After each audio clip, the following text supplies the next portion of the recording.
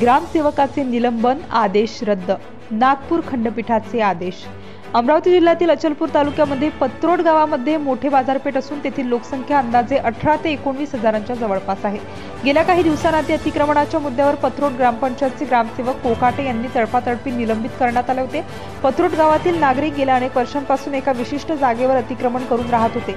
शासनाच्या GR नुसार घरकुल लाभार्थ्यांना अतिक्रमण जागा नियमानुकूल करून त्यांना 8 देणे अनिवार्य आहे, असे जिल्हा परिषद मुख्याधिकारी यांनी ग्रामसेवकांना आदेश दिले होते। परंतु या कामामध्ये ग्रामसेवकाची दिरंगाई झाल्याने ग्रामसेवकांना निलंबित करण्यात आले होते। निलंबनाचा आदेश येताच ग्रामसेवक कोकाटे यांनी नागपूर उच्च न्यायालयात धाव घेतली व आपली याचिका दाखल केली। न्यायालयाने प्रकरण हाताळून ग्रामसेवक कोकाटे यांचे निलंबन रद्द केले व पुन्हा पत्रोड ग्रामपंचायतला रुजू होण्याचे आदेश देण्यात आले।